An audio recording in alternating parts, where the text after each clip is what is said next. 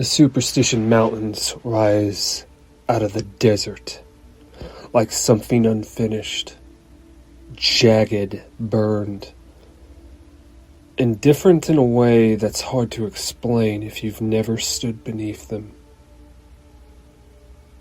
From the outskirts of Apache Junction in Arizona, they almost look inviting at sunset. They glow red and gold. But the closer you get, the quieter everything becomes. Not a peaceful quiet. Sort of a quiet like something's holding its breath. Something's listening. Eli Carter built his life on ignoring stories like that. He's a scientist, a geologist, the kind that can be trusted with what was mapped and measured. He'd worked in deserts before, Nevada, New Mexico, West Texas. And he knew how quickly people invented these myths to fill the emptiness in their lives. So when he was assigned to investigate possible mineral deposits tied to the legend of the Lost Dutchman's gold mine in the Superstition Mountains of Arizona, he treated it like any other job. Phase 1, Phase 2s, historical references, old maps, cross-section terrains, soil samples. The name Jacob Waltz came up constantly, which of course he was the Lost Dutchman. Stories of a rich gold vein hidden somewhere in the mountains and men who spent their life chasing it. Some died. Some gave their entire lives to looking for that gold. Eli didn't care. Gold left traces. That's all he needed. The first day passed without incident. The second, too, though Eli began to notice something he couldn't quite explain. The terrain didn't match his maps. Not dramatically, just enough to be irritating, especially to a scientific mind. A ridge slightly higher than expected, a dry wash bending in a different direction, nothing impossible. Erosion could account for all of it. Still, it bothered him. On the third day, he saw a man. The figure stood on a ridge overlooking the valley, perfectly still in the morning light. Eli raised his binoculars. The man was tall and thin. He was wearing what looked like old mining clothes, canvas, worn leather, and a wide-brim hat. Not unusual, maybe. Plenty of hikers came through the Superstitions. But he wasn't moving. Not even slightly. Eli Carter lowered his binoculars and then raised them again. The ridge was now empty. That night he reviewed his notes by the glow of his lamplight. Coordinates, elevation changes, rock samples.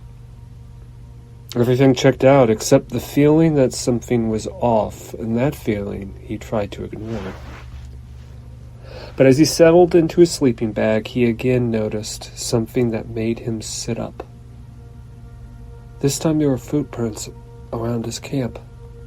Not leading in, leading with him, as if they were behind him. By the fourth day, he found the canyon. It wasn't on the map, but it shouldn't have been. A narrow cut through a dark volcanic rock barely visible, unless you were standing right in front of it. The air inside was cooler. Still, it was too still. As he stepped inside the canyon, his radio began to crackle, just a burst of static before going dead. He frowned and tapped it. Nothing. Great, he muttered. Then he heard a voice. Radio won't work in here there. Eli turned sharply. The man from the ridge stood a few yards behind him. Up close he looked older than Eli expected. His face was deeply lined and his eyes sharp but unreadable. "You've been following me?" Eli asked. The man smiled faintly, other way around. He didn't like that answer much. Name's Eli. The man nodded once. Don't use one much anymore. That was strange enough to make Eli pause. You out here alone? He asked. Ain't anyone out here alone, the man said. They walked together for a while. The man seemed to know the canyon well, pointing out old trails, warning Eli about unstable rocks. It should have been reassuring. Instead, it felt rehearsed, like the man was playing a role. So what are you looking for? The man asked. Just mapping, Eli said. Old prospecting routes. Seeing if anything's real behind the stories. The man chuckled slightly. There's always something real behind stories. They reached the end of the canyon, just as the sun dipped low. That's when Eli saw it. A narrow opening in the rock, half hidden by shadow. It was a mine. His pulse quickened. This is it, he said quietly. The man didn't respond. Eli turned. The man was watching him too closely. You already knew about this, Eli said. The man's expression didn't change. I know about most things out here. Something shifted in Eli's chest. Instinct. Why show me? He asked. The man tilted his head. Because you're going to find it anyway. Eli stepped towards the entrance.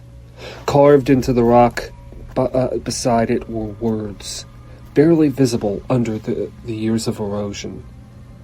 Turn back, is what it said. He hesitated. People like warnings, the man said behind him. Makes them feel like they had a choice. Eli glanced back. What happens if I go in? The man smiled. That depends on who you are. Eli turned on his flashlight and entered the mine. The tunnel sloped downwards, twisting for the mountains. The air was cold and dry, carrying faint metallic scent of some metallic minerals, and maybe something older. His footsteps echoed, too loudly, like a tunnel was amplifying them. He moved carefully, making his path with chalk, taking notes. This was real. This was actually real. Gold veins glimmered, faintly in the rock, small but unmistakable. His breath caught. Son of a bitch, he said to himself. You found it. Eli spun around. The man stood behind him. But something was wrong. The light hit his face and didn't settle. His features seemed unstable, like they were fully set. You shouldn't be here, Eli said. The man took a step forward. I've always been here. The air grew colder. His flashlight flickered, and in that flicker the man changed, not completely, just enough. His face stretched slightly, then snapped back. His height shifted by inches. His shadow moved, half a second too late. Eli stumbled backwards. What are you? The man's smile widened. Something that learned. The walls around them seemed to pulse. Shapes began to form and emerge in the rock, faint outlines of human forms, as if people had been pressed into the stone. Eli's stomach turned. They came for the gold, the creature said softly. Every one of them. Its voice layered, overlapping, shifting in tones. I became what they trusted. The man's face flickered, different faces, one after another, old, young, familiar, unfamiliar, and then Eli's own face looking back at him. He froze. The Fang was wearing His face stepped closer. "You're not like them," it said. Eli swallowed. "No." The creature tilted its head. "No, you just tell yourself that." The tunnel shifted, not physically, but in a way that made Eli's sense of direction collapse. His chalk marks were gone. The path behind him looked different. "You don't guard the gold," Eli said, trying to steady his voice. The creature smiled with his own face. "The gold doesn't need guarding." The walls pulsed again. Eli saw it now. Dozens of figures trapped within the rocks. Some reaching outward, some frozen mid-motion. "You collect people," Eli whispered. The creature stepped forward even more. "I preserve them." Eli Carter ran. The tunnel twisted endlessly, every turn looking the same. Every shadow moved wrong. Behind him, footsteps echoed. They were patiently following, not chasing, as if they didn't have a care in the world. At one point, Eli turned a corner and saw himself standing there. The copy of himself smiled. Wrong way. Eli screamed and ran in the opposite direction. The air grew thinner, hard to breathe. Walls closed in, and then suddenly there was light.